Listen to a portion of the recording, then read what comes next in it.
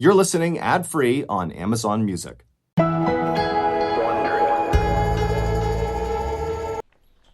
On a hot, muggy morning in June of 1914, a 40-year-old physician named Joseph G. Goldberger stepped down from his horse-drawn carriage right out in front of a palatial brick building in rural Georgia.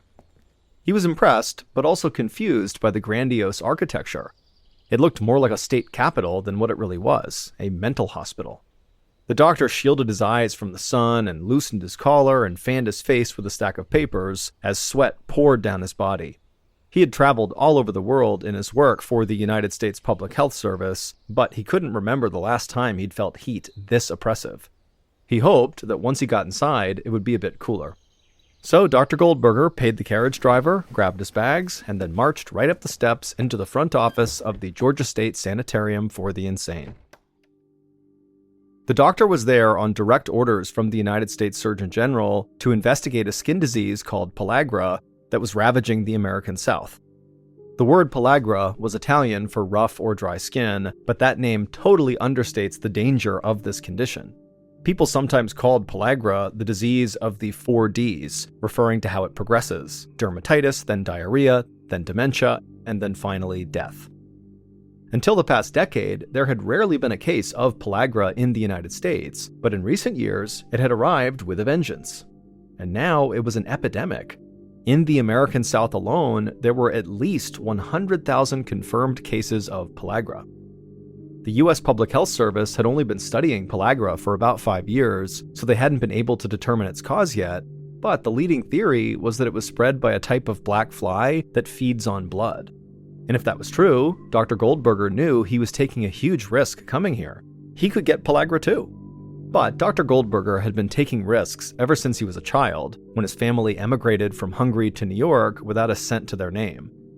And now he was one of the most distinguished physicians in the U.S. Public Health Service, and he had investigated outbreaks of yellow fever, typhus, dengue fever, Schamberg's disease, and typhoid fever, just to name a few. Nearly every time, he'd caught the disease he was fighting. But Dr. Goldberger was a man on a mission. He had to know why there was such a concentration of pellagra cases at places where people lived in large groups, like old age homes, prisons, orphanages, and mental asylums. He decided to start his research at this sanitarium in Georgia, one of the largest mental hospitals in the world with over 3,000 patients, many of which had pellagra. Once the doctor entered the vaulted 4-story entrance hall, he shook hands with the head nurse and explained his plan. He wanted to interview the most advanced pellagra patients first, since they had the most symptoms to study. The nurse led Dr. Goldberger out of the main building, around a fountain, and down a tree-lined road to a 3-story building. She explained that the sanitarium was segregated by gender and race. She was taking him to where the white male patients were kept. They were some of their worst pellagra cases. The doctor followed as she led the way up some stairs and then down a long hallway lined with doors. Moans and babbling voices echoed off the stone walls. Dr. Goldberger glanced through the circular windows on each door as they passed. Patients were crowded several to a room, often with widely differing conditions, from alcoholics to senile old men to people suffering violent psychotic episodes. Some of the patients were there voluntarily, but others were basically prisoners who had been brought against their will. Dr. Goldberger had seen plenty of human suffering throughout his career, but the misery of these men was still hard to witness.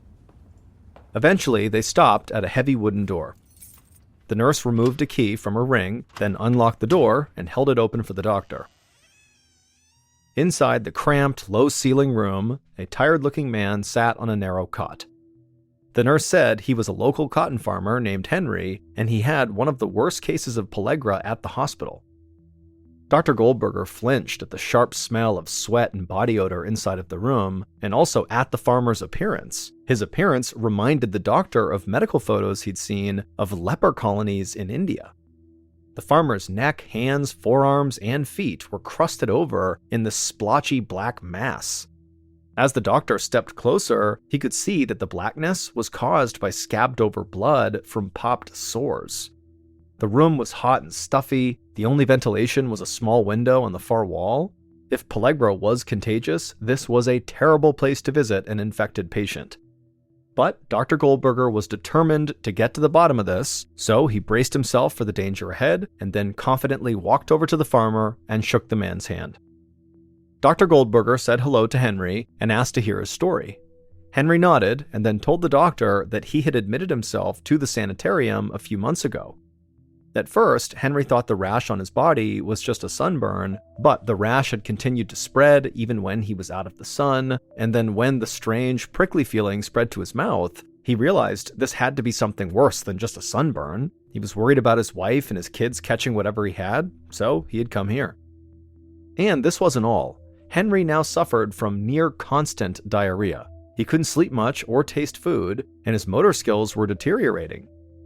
He sighed and said he knew there wasn't anything to be done. The staff had told him that since the cause of pellagra still was not known, that meant there weren't any proven treatments. There was very little they could do to help him.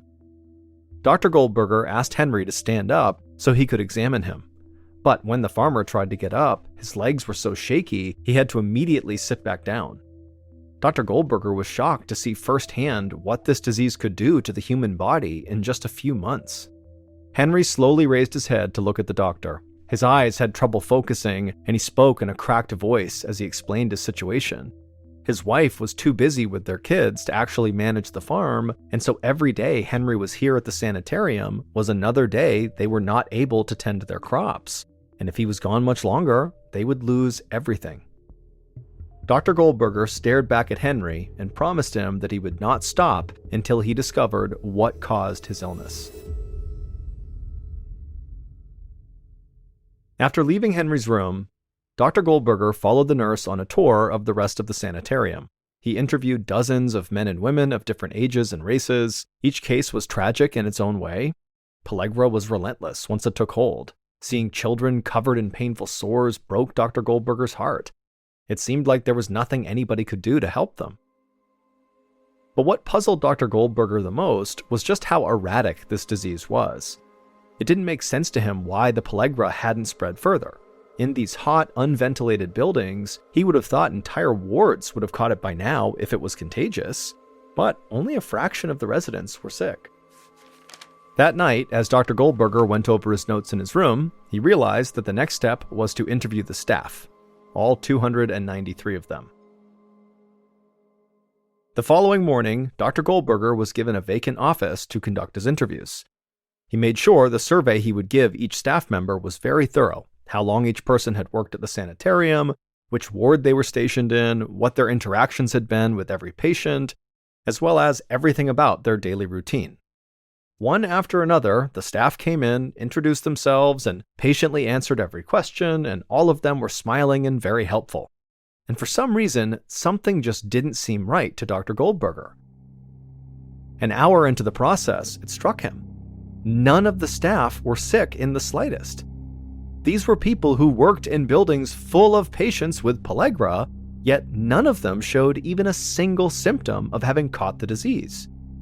This made Dr. Goldberger wonder, was pellagra really contagious? The prevailing medical theory was that pellagra was an infectious bacteria carried by insects that spread the disease with their bites. If that theory was right, then why were these insects only infecting patients and not the staff? Black flies looking for blood will bite anyone. Dr. Goldberger suspected that something else besides black flies must be causing this disease. In fact, he wondered if pellagra was really an infectious disease at all. He almost laughed out loud with relief. This might be the first time in his career of fighting epidemics that he himself did not get sick. And so if this theory Dr. Goldberger was thinking about was correct, then it was totally useless to make people sick with pellagra stay in isolation. The much more important task was trying to figure out what was causing the pellagra in all these people. Thankfully, the hospital had a telephone. Once Dr. Goldberger wrapped up his interviews with the staff, he called the Surgeon General and received permission to continue his investigation. Dr. Goldberger wanted to inspect another hotbed of pellagra outbreaks, this time at an orphanage in Jackson, Mississippi. And as Dr. Goldberger headed to his room to pack, one of the nurses pulled him aside. She said she had bad news. Henry, the local cotton farmer, had just been found dead inside of his room. Dr. Goldberger shook his head. He wondered how many more people like Henry would die before he could figure out what was causing this horrible disease.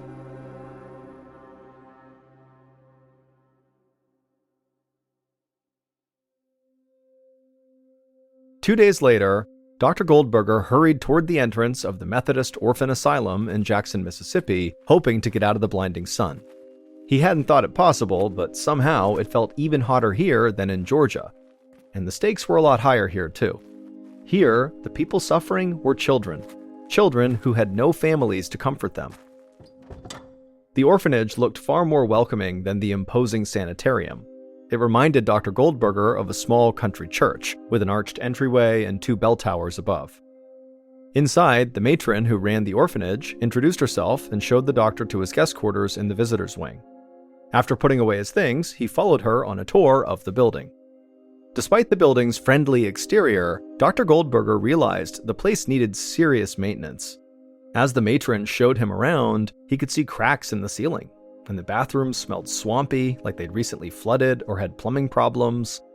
The staff was also quite small compared to the number of kids they were caring for, but the kids were relatively well behaved and happy. The doctor poked his head in one of the dormitories and noticed the majority of the beds were made. When they approached the hospital ward, the matron warned Dr. Goldberger to brace himself for a very unpleasant sight. The ward was a long, low room lined with narrow beds, almost like an army barracks. Fully 1/3 of the orphanage, 68 kids, were isolated here because they all had signs of pellagra. In some kids, the pellagra rash had spread up their neck and onto their face. As Dr. Goldberger followed the matron through the room, a particularly sad-looking girl who looked to be about 8 years old caught his eye. She was sitting cross-legged on her bed holding a book. Dr. Goldberger noticed stripes of red sores creeping out beneath the cuffs of her sleeves.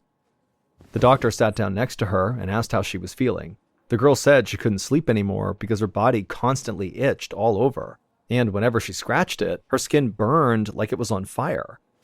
She peeled back the collar of her shirt to show him. Her neck was ringed in a dark, scaly rash. Dr. Goldberger patted her hands and told her to stay strong. He was going to do everything he could to help her. She nodded, but she did not seem convinced. As Dr. Goldberger looked around the ward, he realized that nearly all of the kids were within a couple of years of this little girl's age.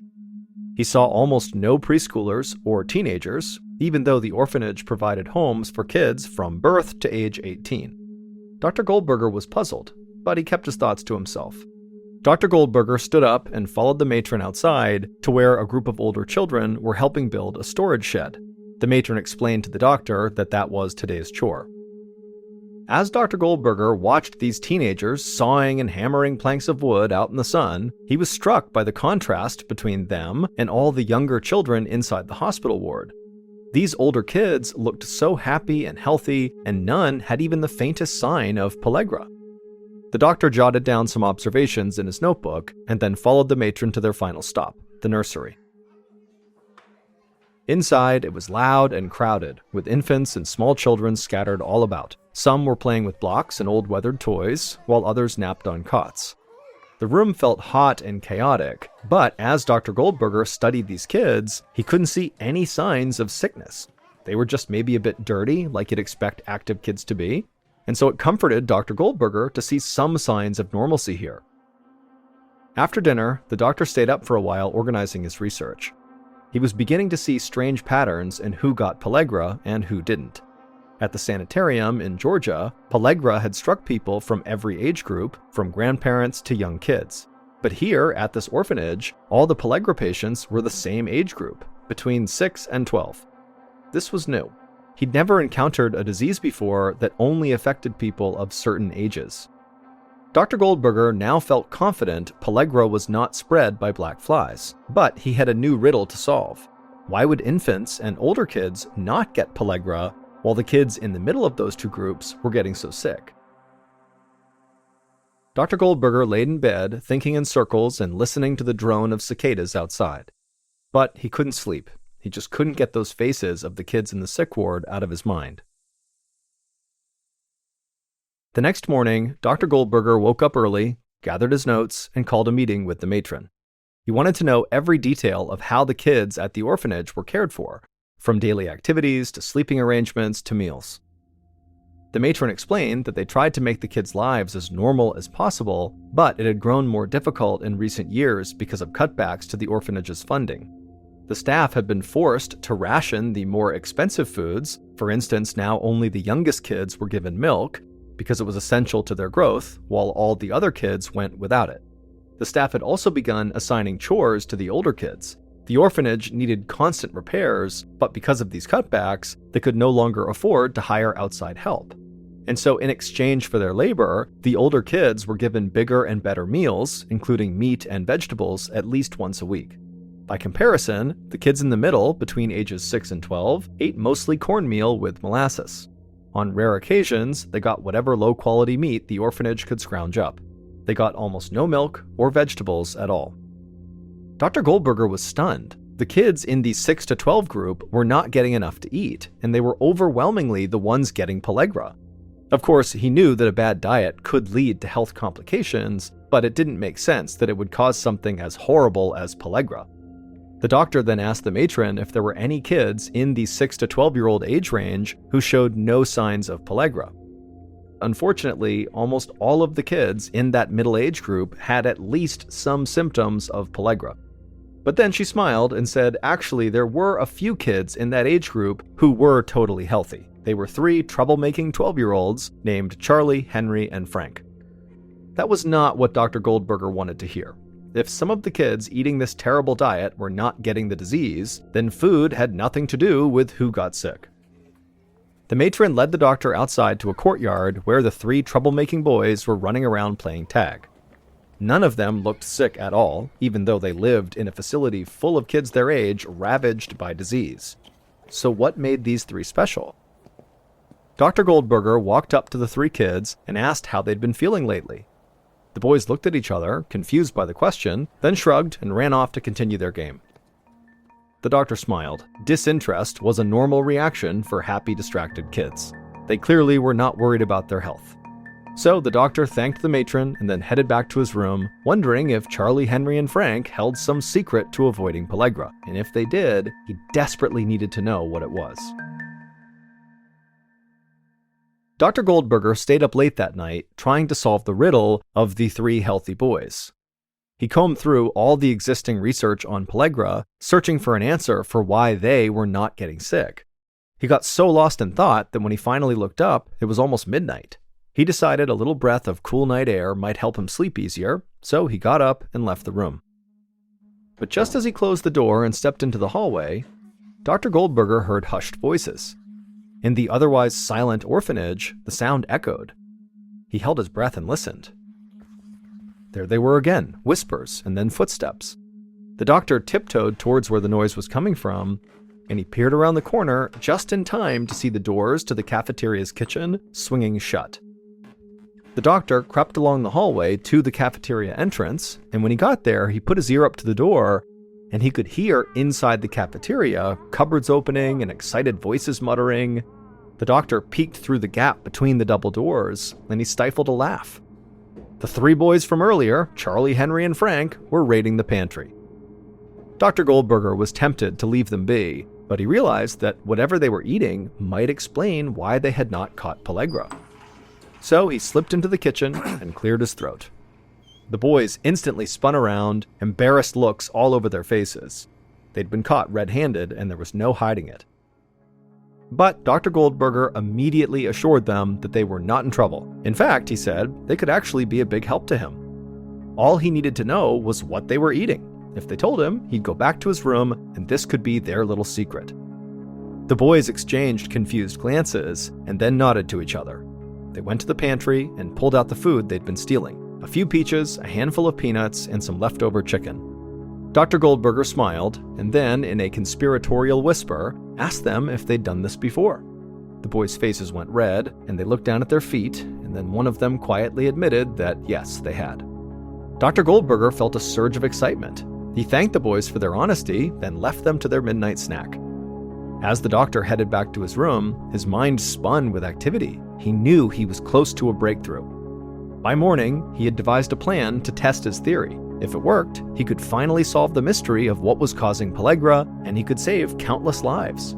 But Dr. Goldberger's experiment would take a little patience and more than a little danger for the people who actually took part in it. 8 months later, in February of 1915, on a pleasantly cool Mississippi morning, Dr. Goldberger stood outside of a brick building that looked just like a castle, complete with turrets and battlements. This would be his new home for the next 6 months, and where his grand experiment would take place, Rankin State Prison Farm. He needed a controlled environment for his test to be scientific, and this place was as controlled as it got. To date, there had been 0 cases of pellagra at this prison. But if the doctor's theory was correct, that would not be the case for much longer. Dr. Goldberger regretted what he was about to do. Pellagra killed about 1 out of every 30 people, and if he wasn't careful, his experiment could cost lives. But he didn't feel like he had a choice. People were counting on him. Already, dozens of his patients at the sanitarium and orphanage had died, and the pellagra outbreaks at those locations were not showing any signs of slowing down. So Dr. Goldberger went inside, and the warden then led him to the setting for his experiment, a prison within the prison.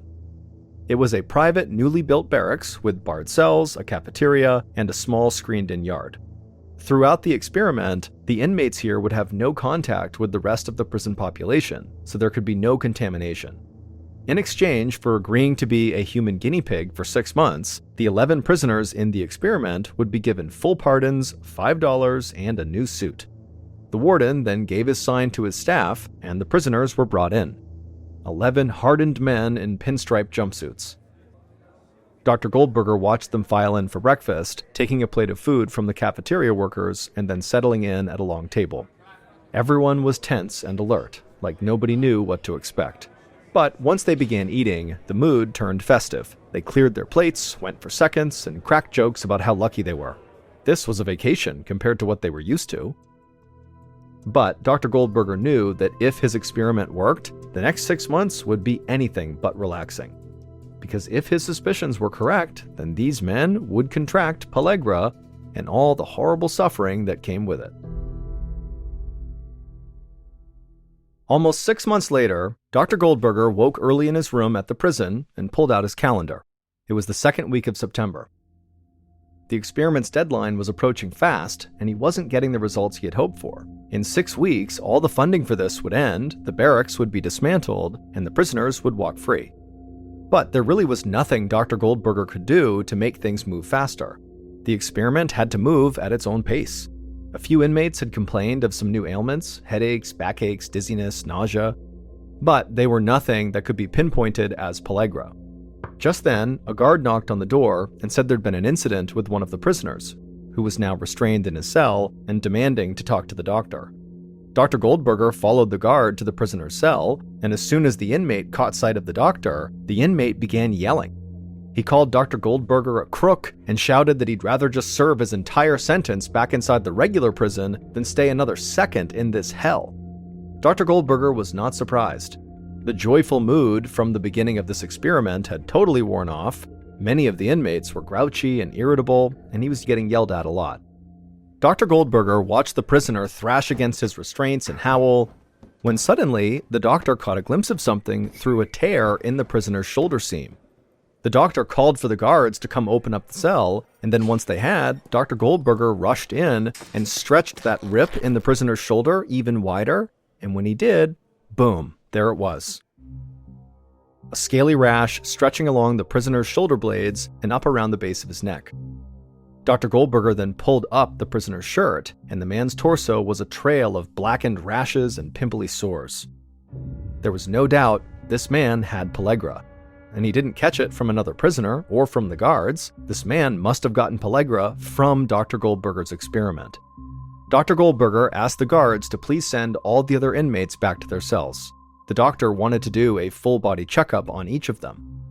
Once all the prisoners were ready, Dr. Goldberger slowly walked along the cell block, scanning each prisoner from head to toe, and as he did, his pen was a blur in his notebook, furiously scribbling detailed descriptions.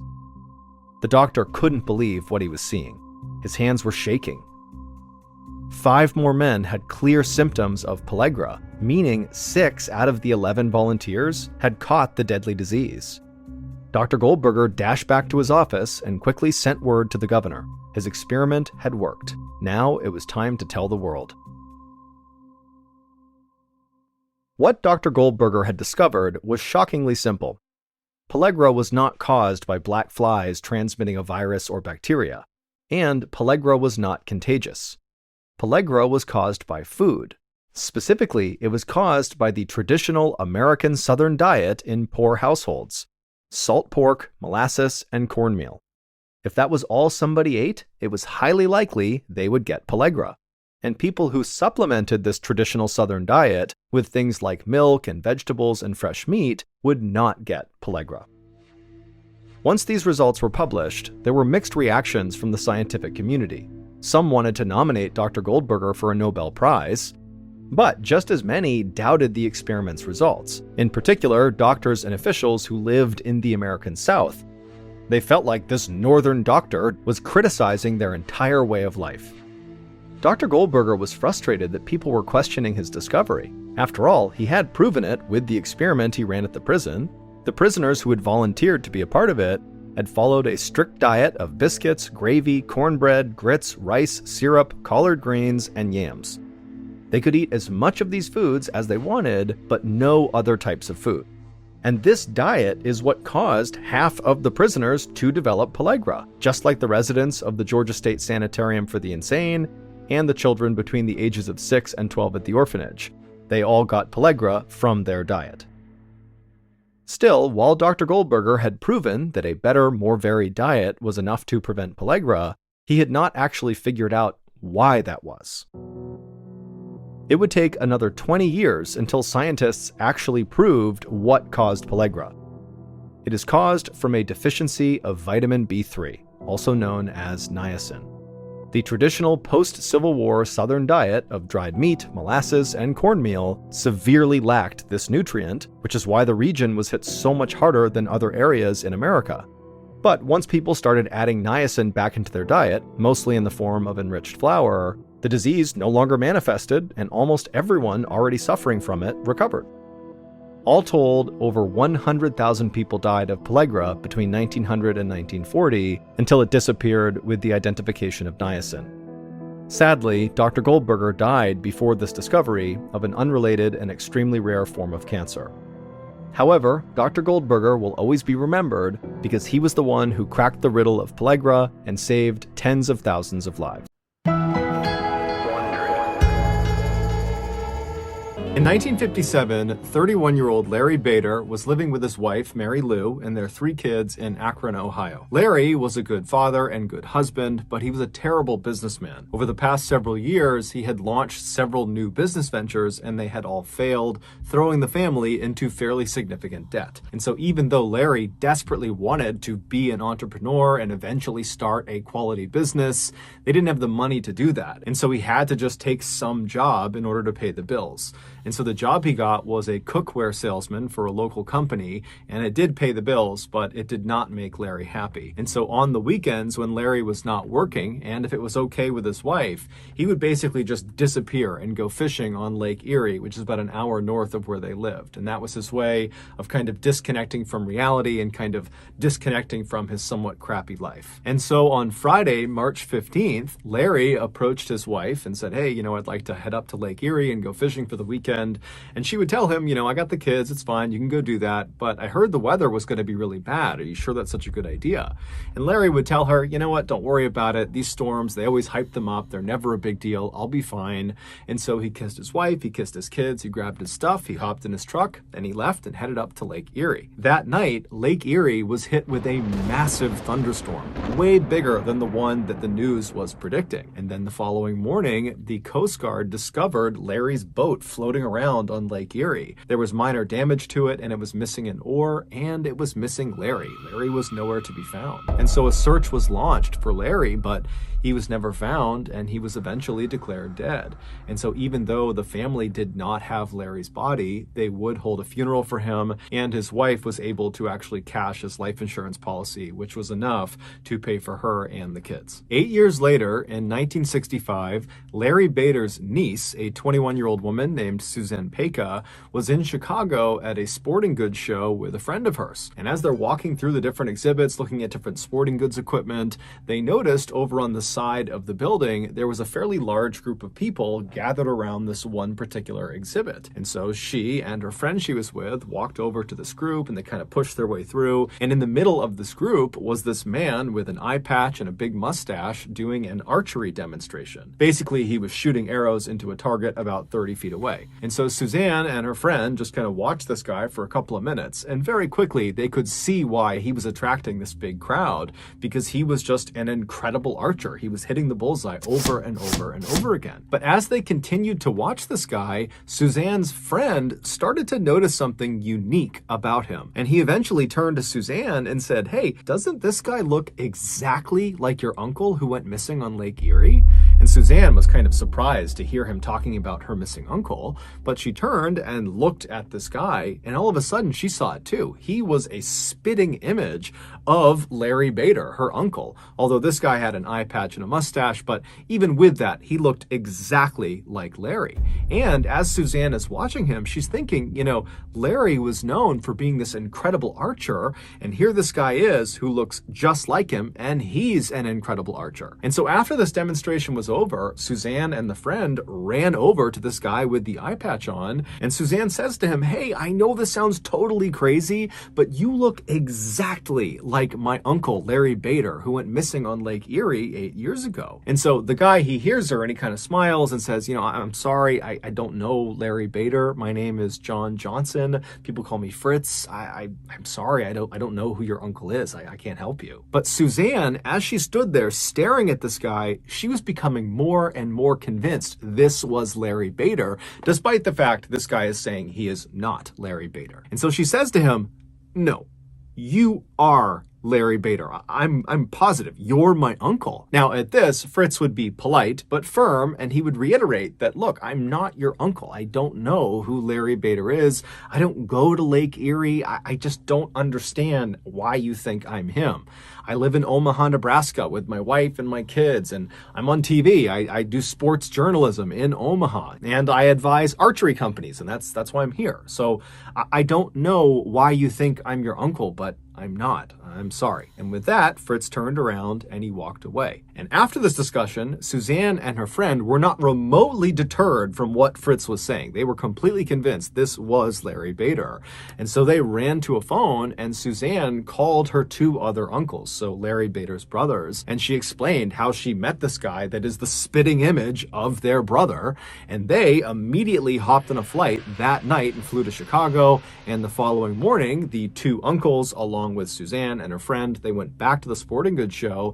They went over to the archery exhibit, and sure enough, there was Fritz doing his archery demonstration. And as soon as there was a break, Suzanne, her friend, and now the two uncles, so Larry Bader's brothers, they walk over, and the two uncles, as soon as they see this guy, despite the eye patch, despite the mustache, they too would say, "This is our brother." And so they approached him and they said, "Look, I know you're saying you are not our brother. I don't know what's going on here, but you look exactly like our brother, and we have his military paperwork right here with fingerprints.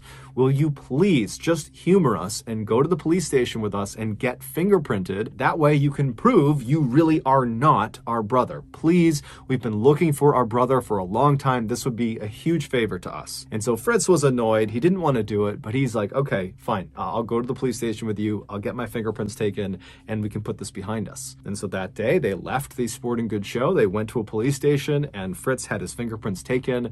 And afterwards, the police would tell him, "You are Larry Bader." When Fritz heard this, he could not believe it. I mean, he literally did not believe he was Larry Bader. It wasn't like this revelation prompted new memories and suddenly he recalled it all. It was really the opposite. Fritz immediately is trying to rack his brain to figure out, like, is my whole life a lie? But there was nothing. All he had was a contiguous stretch of memories from when he was a very young child as Fritz Johnson all the way to the present. But we now know that the bulk of his memories are all not real. He was never a child as Fritz Johnson. He was Larry Bader, and then became Fritz Johnson only 8 years earlier. The timeline of what happened to Larry Bader is rough at best, but as far as we understand it, Fritz Johnson showed up in Omaha, Nebraska a couple of days or a couple of months after Larry Bader went missing on Lake Erie. And when Fritz showed up in Omaha, he just walked into a restaurant and asked for a job there, and he had provided documentation that showed he was in fact Fritz Johnson,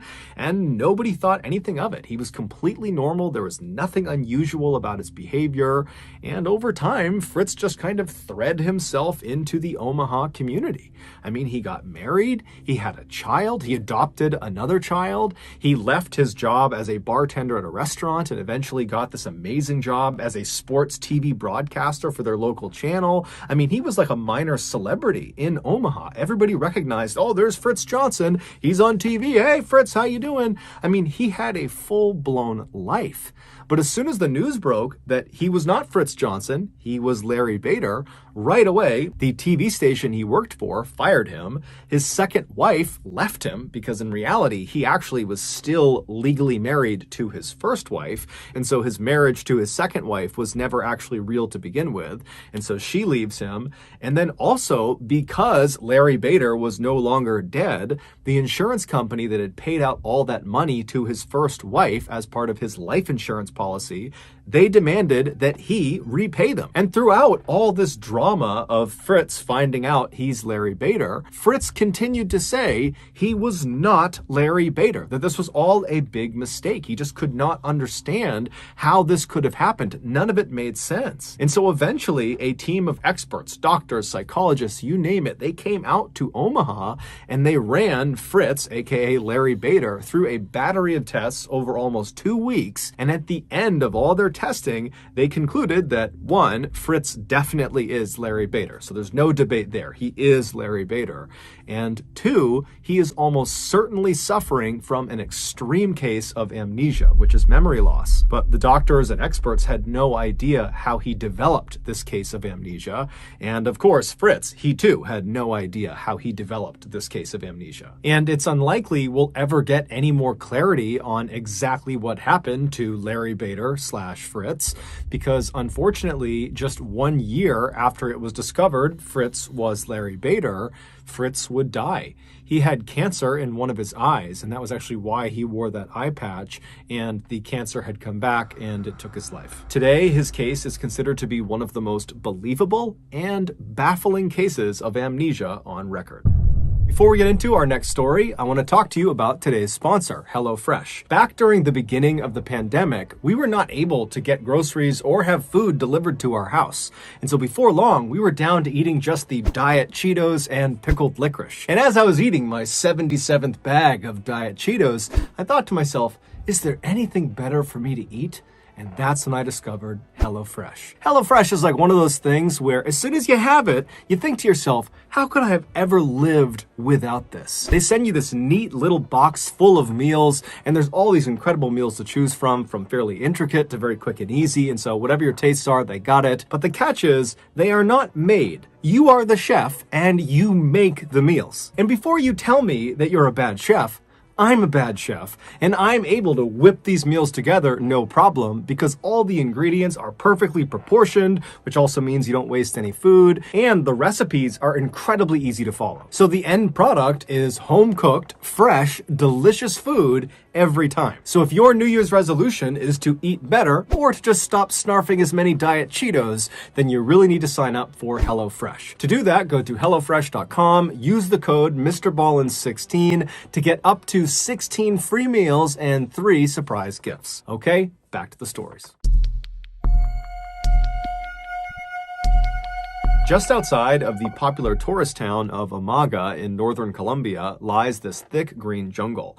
And if you know where to look, there is actually a walking path that leads you from Umaga deep into this jungle. And if you keep going, it will bring you all the way to this terrifying, enormous old railroad bridge that spans this huge ravine. Now, this bridge is no longer used by trains. It's been decommissioned. However, since its decommissioning, there's actually been, ironically, more traffic on this bridge, although it is the foot traffic variety. People come out to this bridge to go bungee jumping. Bungee jumping is a thrill-seeking activity where people will leap off of high places, like this bridge, and they'll jump with an elastic rope tied to their ankles. And so this rope has been very carefully measured so that when it is fully stretched all the way out, it ensures whoever has jumped will still not impact the ground. Back in early July of 2021, a 25-year-old Colombian lawyer named Yesenia Gomez, who lived about an hour north of Amaga in the larger city of Medellin, she told her boyfriend that she wanted to go bungee jumping. This was something Yesenia had talked about for a long time, wanting to go bungee jumping, but every time it became a real thing and they were actually going to go do it, she would back down because she was just too scared. But for whatever reason, in July of 2021, Yesenia had the confidence and the courage to actually see this thing through. And so her boyfriend, when he heard how serious she was, he capitalized on the opportunity because he had never bungee jumped before and he really wanted to, but he couldn't without his girlfriend. And so now it seemed like she was serious. And so right away, he called the Amaga bungee jumping company to book a slot for he and Yesenia to jump off of their bridge. So on the day they were supposed to jump, which was Sunday, July 18th, Yesenia and her boyfriend hopped in their car and they drove an hour south to Amaga. And when they got there, they found the walking trail and they made their way out to this bridge. And when they get out to this bridge, they are amazed at the number of people who were already in line on this bridge waiting to jump off of it. They knew this was a popular spot, but perhaps they didn't realize just how popular it was. And so Yesenia and her boyfriend, they get in line behind the nearly 100 other jumpers ahead of them, and they proceed to wait. And over the next several hours, Yesenia and her boyfriend would have front row seats to all of the jumpers ahead of them jumping off the bridge. Now, it seems like Yesenia, in her mind, believed she would arrive at this bridge and very quickly she and her boyfriend would leap off and it would be great and so much fun. But now they've been forced to wait for a really long time. And this whole time, they're watching other people jump. And Yesenia is starting to panic. Suddenly, bungee jumping looked terrifying. It did not look like something she wanted to do. And so she was beginning to second guess her decision. And so her boyfriend, he's trying to calm her down and he's telling her, oh, it's totally safe. Look at all these people who have jumped. They're all fine. They're all smiling. They're so happy. You're going to be so proud of yourself. But despite his best efforts to calm his girlfriend down, Yesenia just could not calm down. But she did tell her boyfriend that she's not about to back down. She's going to go through with this. And so several hours went by of this totally high stress, anxious waiting period. And then finally, Yesenia and her boyfriend reached the front of the line, at which point the staff members who've been doing this all day long, they signal the two to step forward and get their harnesses on. And so Yesenia and her boyfriend, they make their way to the edge of the platform. So they're looking out over this ravine and the staff members are putting on their harnesses and getting them ready. And the whole time, Yesenia, she's starting to get tunnel vision. Her heart is racing. She's totally panicked. She doesn't think this is fun at all. She just wants to get this over with. And then at some point, one of the staff members finally says, okay, jump. And so Yesenia jumps. Except it would turn out Yesenia had made a mistake. That staff member who had said, okay, jump, was talking to her boyfriend, not Yesenia. However, Yesenia, in her totally panicked state, had just not understood and had leapt, believing they were telling her to jump. However, the staff members had only put her harness on. They had not attached the actual elastic rope to her ankles. And so when Yesenia jumped, there was nothing stopping her from smashing into the ground. And so as soon as she leapt off the bridge, her boyfriend ripped off all of his gear and he ran down the bridge. He leapt over the railing and he ran down the hillside all the way to the bottom of this ravine. But when he finally got to his girlfriend, it was already too late. She was already gone. It would later be determined Yesenia did not die from impacting the ground. She actually died from a heart attack she suffered on the fall down, which means she must have realized after she jumped that she jumped too early, that she did not have the bungee cord attached to her legs. And so literally the fear of what was about to happen to her killed her. In early 1974, 31-year-old Michael Taylor was living happily with his wife Christine and their 5 children in Ossett, which is a small town in central England. Michael was described as a great father and a great husband who had an excellent sense of humor.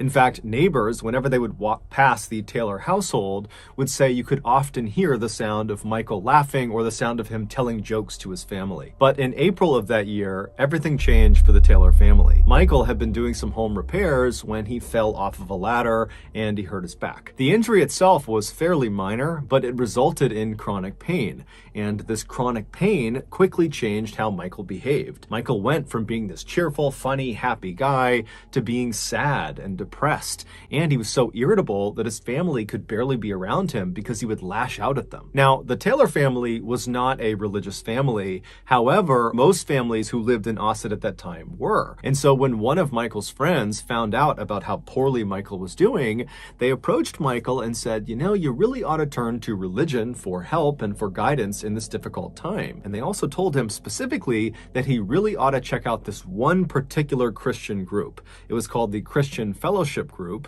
and all it was a prayer group for Christians who wanted more religious support beyond just going to church on Sundays. But this friend of Michael's told him that the real draw of this group was the group's leader. Her name was Marie Robinson, and she was this 21-year-old, extremely friendly and energetic and charismatic person who just had this incredible way of making all of her members really feel like they belonged. And so Michael's friend was telling him that he really thought Marie could be the difference maker for him, that she could help him get back to normal. And so Michael, you know, he trusted this friend, and he really didn't have much to lose at this point. He was already at rock bottom, and so he agrees to go check this group out. So on September 12th of that year, Michael makes his way to the church where this fellowship group is held.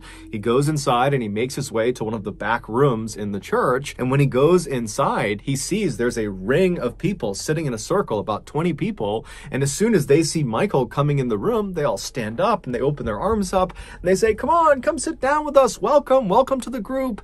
And then the woman who had to be Marie, she stands up and she looks at Michael, huge smile on her face, and she encourages him to come over and sit right next to me. Welcome. We'd love to have you join our group. And so Michael, for the first time in ages, is smiling as he strides across the room and sits down right next to Marie. And then as Marie began to lead the group in prayer, Michael did not feel his chronic pain. He just felt happy again. But when the meeting was over and Michael went back home again, the pain and depression came flooding back. It was like the only place he could be happy was inside of the church at this fellowship group. And so over the next couple of weeks, Michael completely prioritized this group. He went to all of their meetings, and over the course of these couple of weeks, Michael became very close with Marie, and apparently Marie became very close with Michael, to the point where the two of them would stay after the meetings were over, and just those two would sequester themselves in quiet prayer. No one knew what they did in there, but it just seemed like they were developing a real relationship. And in fact, many people in this group suspected they were having an affair. And before long, the rumors in the church had spread outside and were all over Ossett.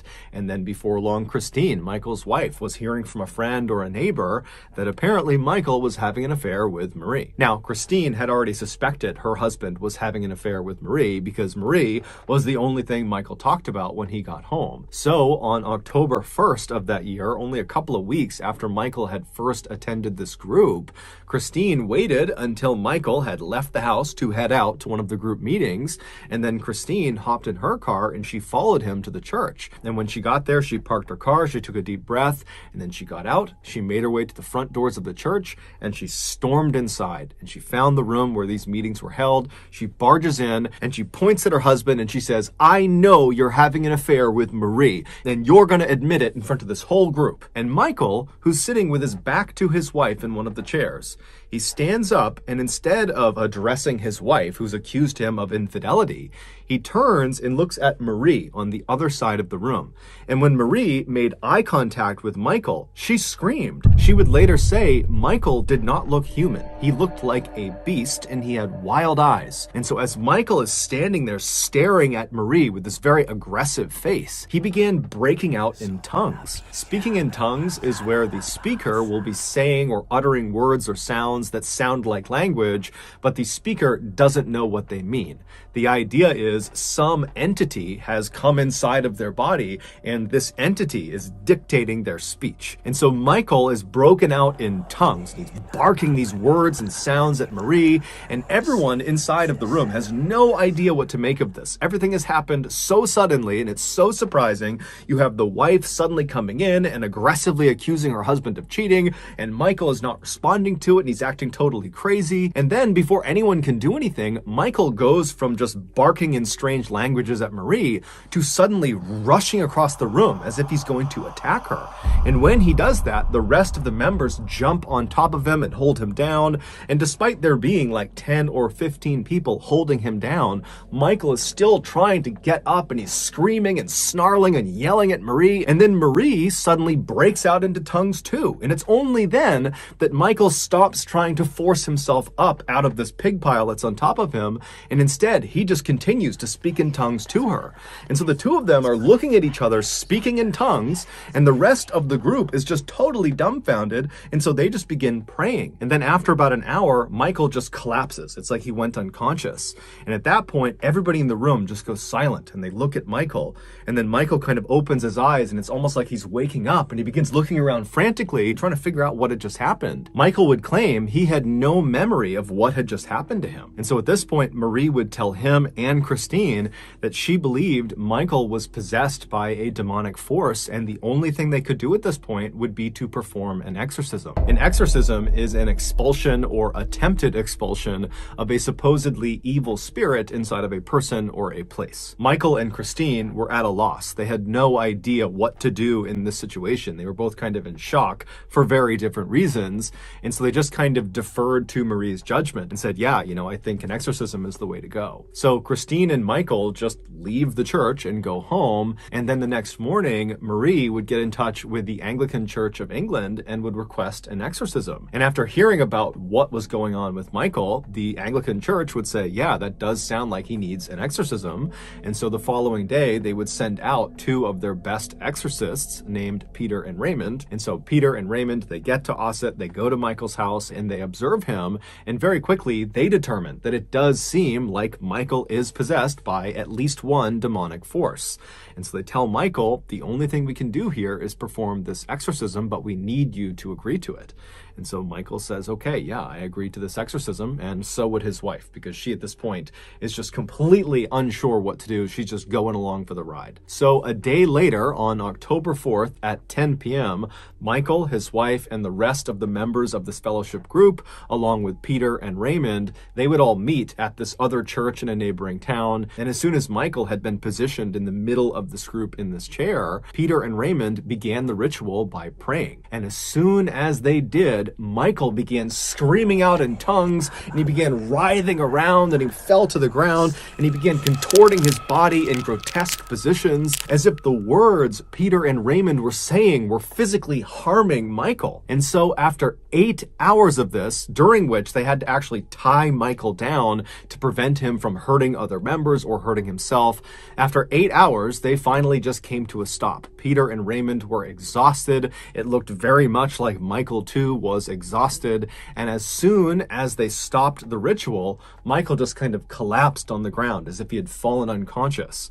And then at some point he kind of wakes up and he's looking around wildly. He's still tied down to the ground, and he's acting like he has no idea what's just happened. And at this point, Peter and Raymond, they tell him that, the exorcism was mostly successful. We identified 40 demons inside of you, and this exorcism was able to expel 37 of them. So that means there's still 3 demons inside of you. Now, we can't do it right now. We're too tired. You're too exhausted. So go home, get some rest, and tomorrow we will finish this exorcism. We will get rid of those 3 demons, and you will be just fine. And so Michael and Christine, they get their things, and they leave the church, and they head home. A few hours later, around noon, a woman who lived near where Michael Taylor and his family lived thought she heard something strange outside of her house. It sounded like someone yelling. And so she went to the front of the house, and she pulled the curtain aside on one of her windows, and outside, walking down the street completely naked, covered in blood, was Michael Taylor, and he was saying something about Satan. And so this woman, she calls the police show up, and they find Michael. He had curled up on the sidewalk outside of this woman's house, and he was giggling like a child in the fetal position. And so the police approach him, and at some point Michael apparently apparently snaps out of it, and he starts looking up at the police like he has no idea what's going on, and eventually they would get him to tell them his name and where he lived. And so after calling in backup to deal with Michael, the responding officers made their way to Michael's residence. And so they go inside, and immediately, as soon as they see what's in there, one of the officers just turns around and runs outside and begins dry heaving. The inside of the Taylor family home would become one of the most infamous crime scenes in English history. A few hours earlier, when Michael and his wife had come home from the exorcism, they had gone inside, and then Michael had fallen into one of his trances and began beating his wife. And then at some point, she fell to the ground and either was dead or was in the process of dying, at which point Michael jumped on top of her, and using only his hands, he ripped her face off and flung it across the room. And then as she's laying there bleeding to death, he began rubbing her blood all over his body. And then after she had finally died, he tracked down the family dog and killed the dog as well. Fortunately, their 5 children were not home at the time of this attack, and so they were unharmed. During Michael's trial, the prosecution and the defense blamed the Anglican Church of England and Marie and her religious group for effectively convincing Michael he was possessed with demons, which caused him to act out violently and kill his wife. And so ultimately, Michael would be found not guilty by reason of insanity, and after only 4 years of psychiatric care, he was released. And today, he is still living free in Ossett. But despite the legal outcomes of this case, there are many people, both religious and not religious, who believe the Michael Taylor case is one of the only true demonic possession cases in modern history. Also, just to close the loop, we don't know for sure if Michael and Marie were having an affair, but it is assumed they were.